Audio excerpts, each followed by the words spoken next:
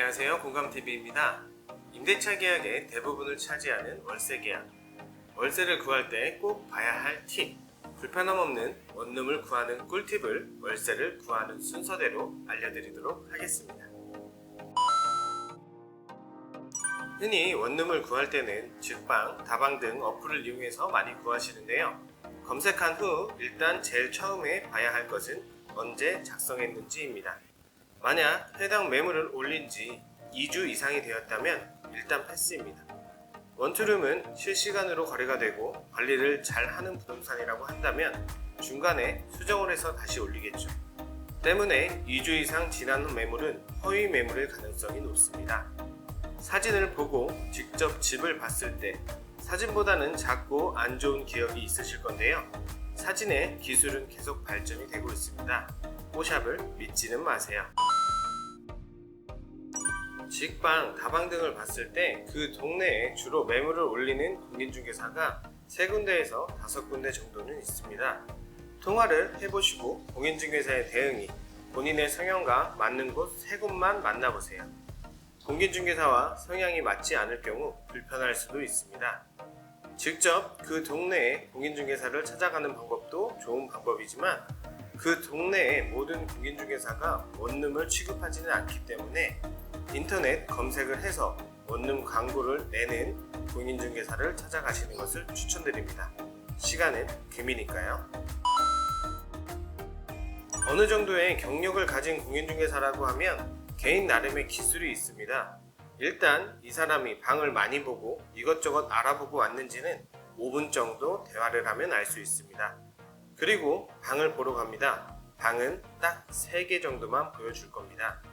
첫 번째, 본인이 보고 온 방. 이걸 보러 왔으니 이걸 먼저 보여줍니다. 두 번째, 본인이 본 방보다 조금 비싸면서 더 좋은 방을 보여줍니다. 그리고 마지막, 본인이 본 방의 가격이지만 안 좋은 방을 보여줍니다.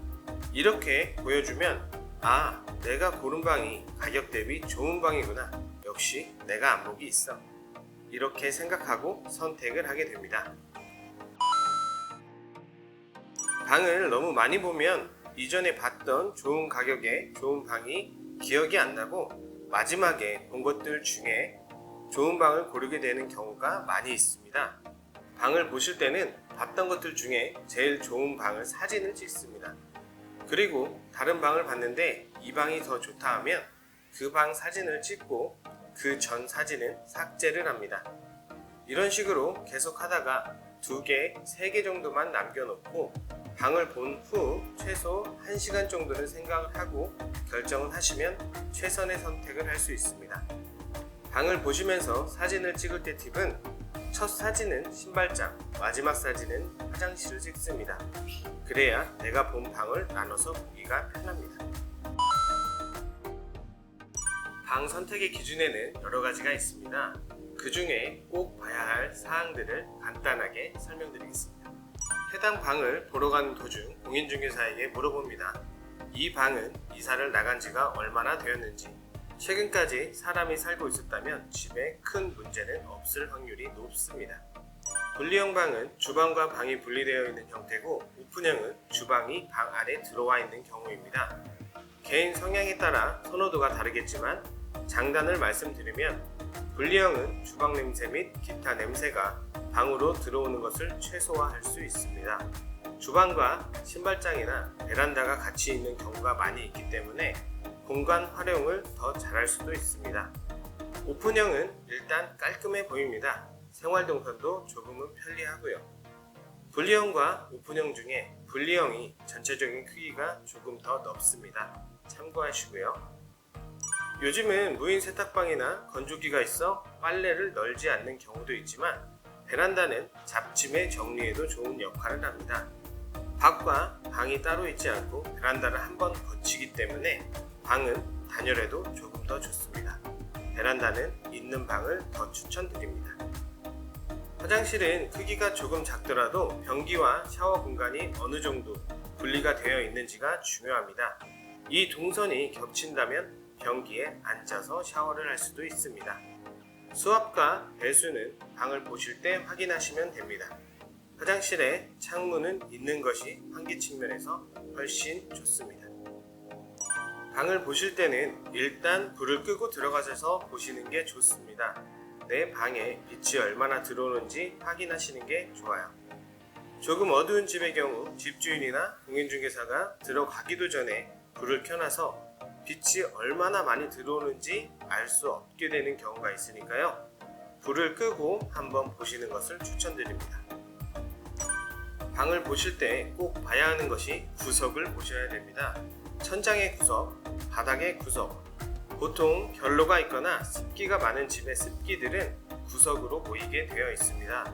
구석을 봤는데 습기의 흔적이 있거나 침대나 옷장 등을 살짝 치워서 구석을 봤을 때 습의 흔적이 있다면 습기가 많은 집이니 안 들어가시는 게 좋습니다.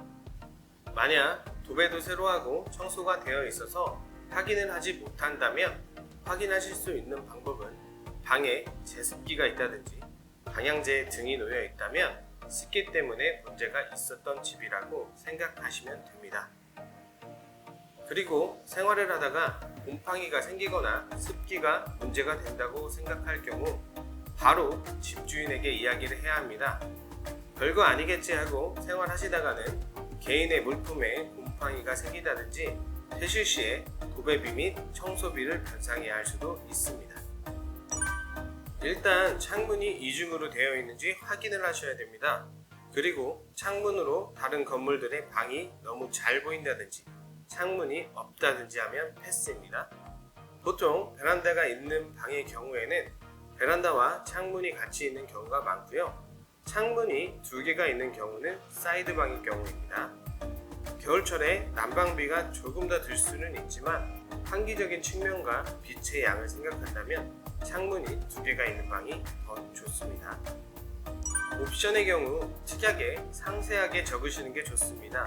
옵션이 있어서 그냥 썼는데 원래 없는 것이니 처리해라. 내가 사온 건데 원래 있었던 것이니 놓고 가라 라는 경우가 생길 수도 있으니까요. 월세의 경우는 전자제품부터 형광등 같은 작은 것까지 본인들이 고의적으로 고장을 낸 경우가 아니라면 수리비용은 집주인이 내주는 겁니다. 입주 전 기본 청소는 집주인이 해주어야 합니다. 계약 조건에 따라 본인이 청소를 해야 하는 경우도 있으니까요. 계약서 작성 시에 입주 전 청소는 되는 거죠? 라고 당연한 듯이 물어보면 됩니다. 요즘 가끔 퇴실 시 무조건 청소비를 요구하는 집들이 있습니다. 집주인들의 욕심이니 깨끗이 치우고 나가겠다고 하여 저 사항을 특약사항에서 지워버리시는 게 좋습니다. 원룸은 기존의 아파트나 다른 주거용들보다 방음이 잘 안 될 수밖에 없습니다. 건물을 짓는 기준 자체가 더 약하니까요. 벽을 두드려 봤을 때 시멘트가 아니면 소음이 심하다고 잘못 알고 계신 경우가 많은데 그렇지 않습니다. 시멘트에는 벽지가 붙지 않기 때문에 합판을 붙이고 도배를 해야 합니다. 그래서 나무 소리가 나는 겁니다. 하지만 우리가 흔히 말하는 쪼개기 방의 경우 원래 한 개였던 방을 판넬과 합판으로 마감을 하고 2개의 방으로 만드는 경우가 있습니다. 이런 경우 소음이 엄청 심하게 납니다. 다가구 주택의 경우 이것을 확인하는 방법은 계약서 작성 시에 봤던 등기부 등본에 보면 한 층에 몇 가구가 있는지 확인할 수 있습니다. 5가구로 나와 있는데 호수가 6개 이상이다. 그러면 소음의 우려가 있는 겁니다. 1개 이상이 쪼개기인 방이니까요. 입주 하루 이틀 전 계약한 공인중개사나 집주인에게 요구사항이 처리되었는지 확인 전화를 해봅니다. 그리고 입주를 하신 후 요구사항이 잘 처리되었는지 확인하시면 됩니다. 예를 들어 청소 상태, 전자제품 교체, 도배, 장판 등이 있을 수 있습니다. 안 되었을 경우 집주인이나 공인중개사에게 바로 요청하시기 바랍니다.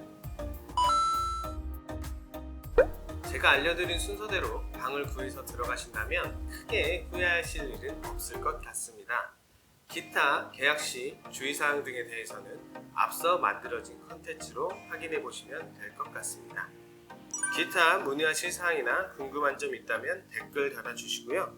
시청하신 내용이 도움이 되었다면 구독과 좋아요, 알림 설정 부탁드립니다. 그럼 오늘 영상 끝.